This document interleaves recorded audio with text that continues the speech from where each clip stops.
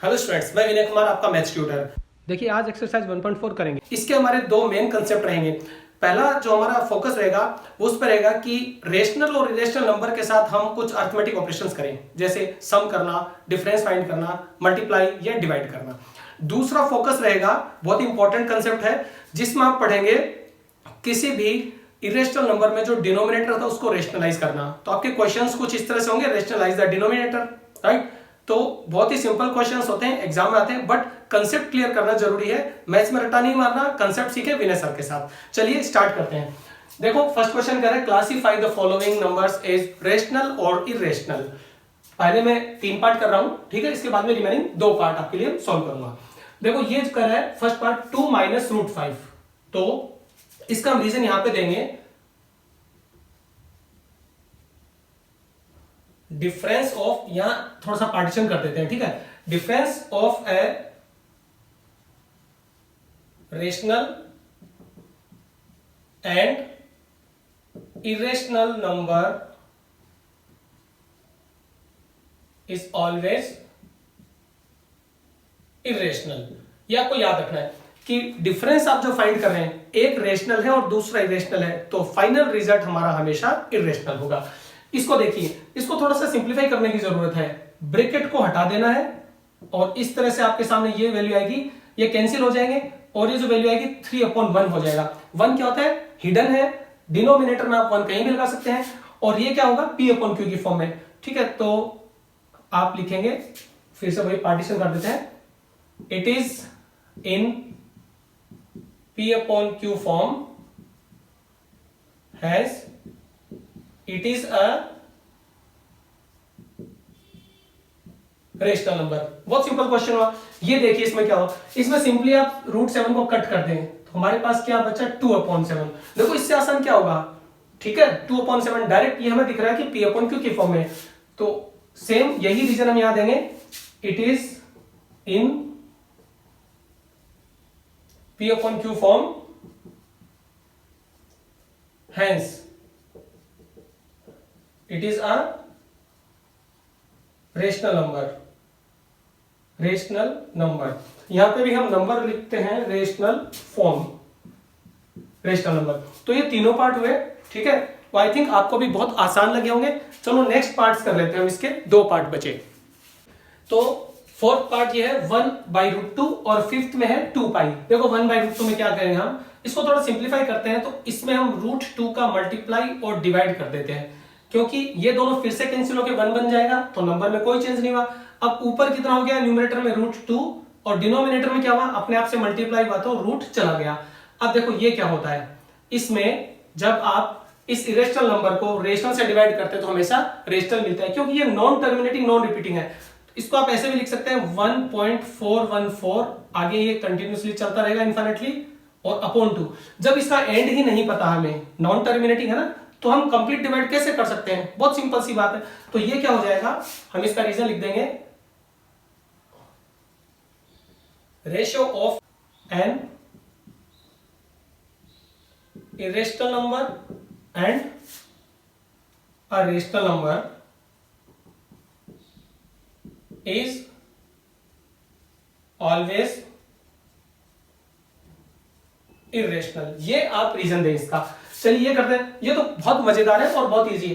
2π का मतलब क्या होगा? देखो 2 × 3.14159 ऐसी एक वैल्यू होती है, और आपको पता होना चाहिए कि पाई एक इरेशनल नंबर है, मतलब इसका डेसिमल एक्सपेंशन नॉन टर्मिनेटिंग और नॉन रिपीटिंग है। तो जाहिर सी बात है, जब इसका एंड ही हमें नहीं पता तो हम फिर 2 से मल्टीप्लाई करके इसकी एग्जैक्ट वैल्यू फाइंड नहीं कर सकते। मतलब मल्टीप्लाई करने के बाद भी इसका डेसिमल एक्सपेंशन नॉन टर्मिनेटिंग और नॉन रिपीटिंग होगा। तो हम लिखते हैं product of a non zero, इसमें नॉन जीरो लिखना पड़ेगा हमें, product of A non-zero rational number and irrational number is always an irrational number। देखो एक बात ध्यान देने की, अगर ये 0 होता 2 की जगह, तो सब कुछ 0 हो जाता है, क्योंकि 0 का आप किसी से भी मल्टीप्लाई करें आपको 0 मिलता है प्रोडक्ट के फॉर्म में। बट ये नॉन जीरो होना चाहिए, यानी कि 0 नहीं हो, 0 के अलावा कुछ भी हो और फिर इरेशनल से मल्टीप्लाई करें तो ऑलवेज इरेशनल मिलता है। तो इसका आंसर हुआ फर्स्ट क्वेश्चन कंप्लीट हो गया।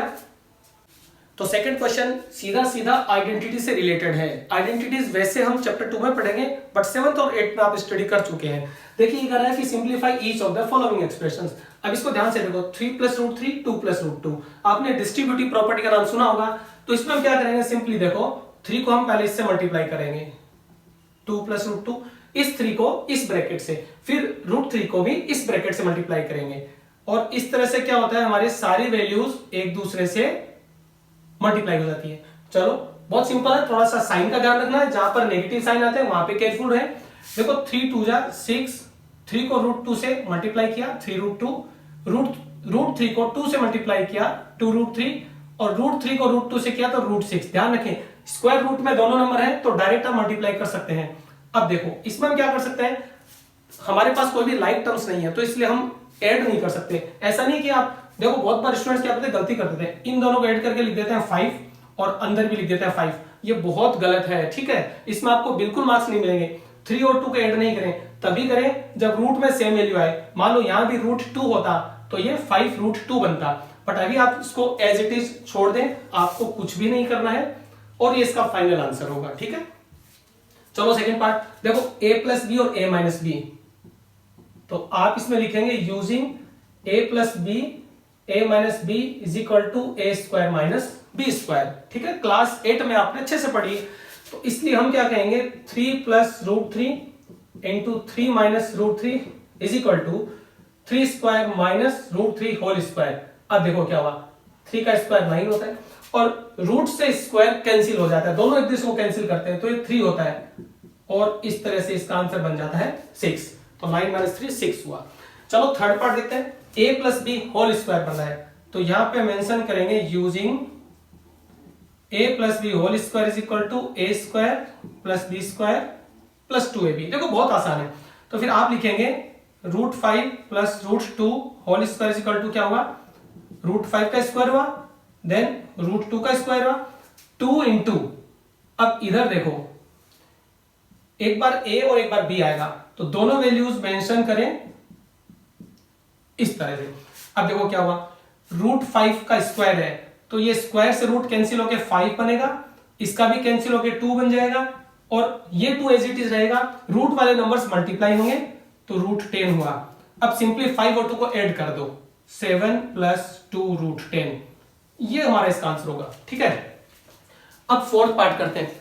तो आई थिंक ये सारे कंसेप्ट आपको 1 बाय 1 समझ में आ रहे होंगे। आइडेंटिटी याद रखना, इसके बगैर आप क्वेश्चंस नहीं कर सकते। अब देखो ये a - b × a + b, तो क्या होता है a² - b²। आई थिंक हमने भी किया था, देखो ये सेम मेथड आपको यूज करना है। ठीक है, a + b a - b, तो मैं लिख देता हूं using a - b a + b = a² - b²।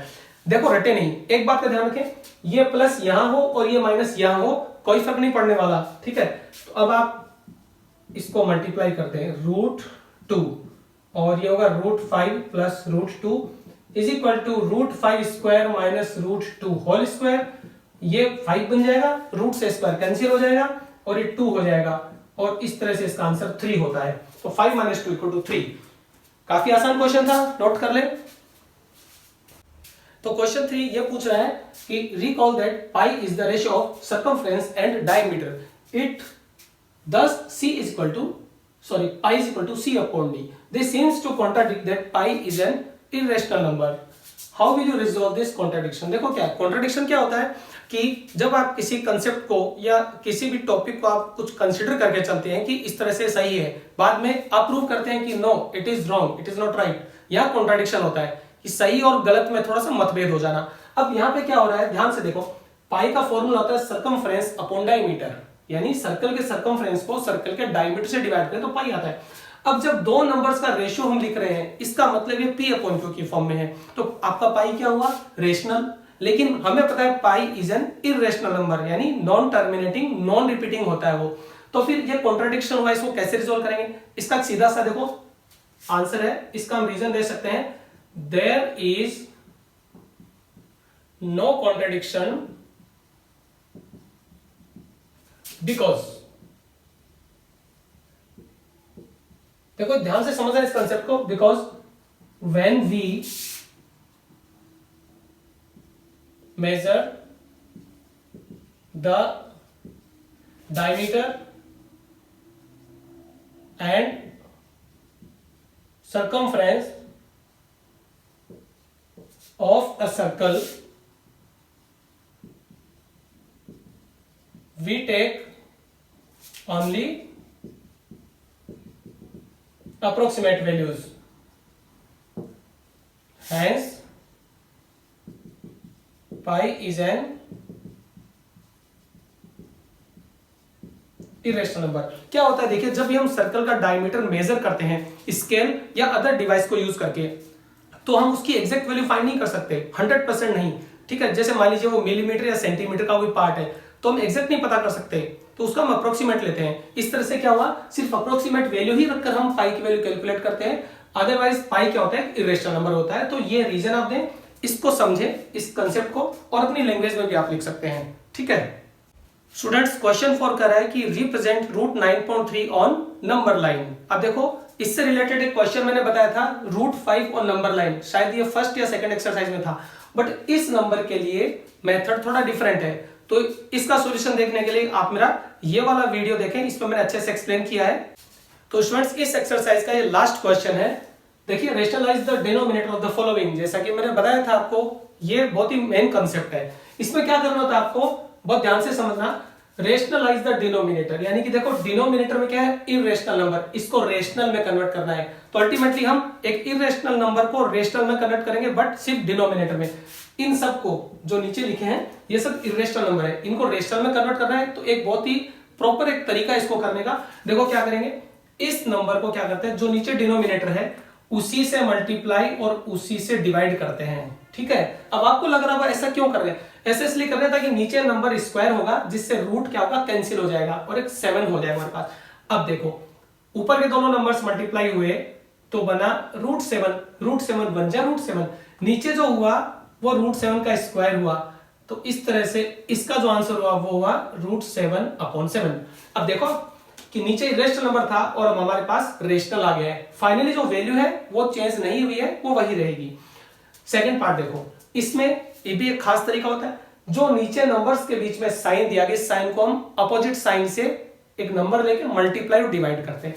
तो एक नया नंबर हम लेंगे, कौन सा, इसका साइन चेंज करके हमें क्या मिलेगा, रूट 7 प्लस रूट 6, उसी से हम मल्टीप्लाई करेंगे, उसी से हम डिवाइड करेंगे। मैं फिर कहता हूं आपको रटना नहीं है, आपको इसका रीजन पता होना चाहिए, हम क्यों कर रहे हैं। ऐसा इसलिए कर रहे हैं कि ये a माइनस बी और a प्लस बी आइडेंटिटी की फॉर्म में कन्वर्ट होगा, जिससे a square minus b square होगा और रूट वाला साइन चला जाएगा।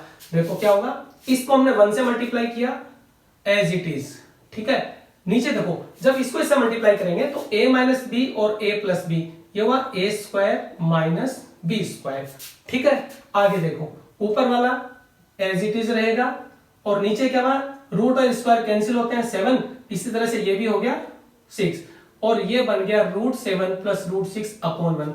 देखो ध्यान से, नीचे इरेशनल नंबर था और अब ये 1 जो कि रेशनल नंबर होता है, इसलिए इसको हम कहते हैं रेशनलाइज करना, ठीक है। थर्ड पार्ट देखो, थर्ड को हम यहां थोड़ा ऊपर सोल्व कर सकते हैं, हमारे पास स्पेस है अभी। थर्ड पार्ट में हमारा है 1/1 रूट 5 माइनस रूट 2, और इसको भी हम यहां कर लेंगे, फोर्थ को 1/√7 माइनस 2। देखो फिर से वही मेथड होगा, साइन चेंज करेंगे, नंबर्स वही रखेंगे। तो एक बार होगा रूट 5 प्लस रूट 2 न्यूमरेटर में और यही होगा डिनोमिनेटर में। ध्यान रखिए ये दोनों सेम रहेंगे, ठीक है, बस इसका साइन चेंज करना है और ये दोनों सेम लिखने। अब क्या हुआ, ऊपर 1 से मल्टीप्लाई हुआ एज इट इज रहेगा, नीचे a माइनस बी और a प्लस बी, तो ये हुआ a स्क्वायर और माइनस बी स्क्वायर। फिर से देखो रूट 5 प्लस रूट 2, इसका रूट स्क्वायर से कैंसिल हुआ, ये 5 और ये हो गया 2, और सिंपली आप लिख सकते हैं रूट 5 प्लस रूट 2/3। देखो नीचे रेशनल नंबर में कन्वर्ट हुआ। इसके लिए क्या करेंगे, देखो आई थिंक अब आप समझ गए होंगे, माइनस की जगह प्लस लेंगे और वैल्यूज आपको चेंज नहीं करनी है, बहुत ध्यान से सुने। वैल्यूज ऐसी कैसी रहेगी, सिर्फ साइन चेंज होगा। तो इसमें क्या होगा, ये 1 से मल्टीप्लाई एज इट इज, नीचे a माइनस बी और a प्लस बी, तो ये क्या होगा a square minus b square. फिर से देखें, √7 प्लस √2 अपॉन ये स्क्वायर और रूट कैंसिल, 7 हो गया। यहाँ पे 49 मत करना, बच्चे कई बार बहुत बड़ी मिस्टेक कर देते हैं। इसको देखते हैं 49, आप रूट और स्क्वायर को कैंसिल कर रहे हैं दूसरे से, और 2 का स्क्वायर यहाँ पे हो जाता है 4, और फाइनली हमें इसका आंसर मिलता है √7 प्लस 2 अपॉन 3। नीचे फिर से रेशनल नंबर बन गया। तो ये एक्सरसाइज कंप्लीट होती है।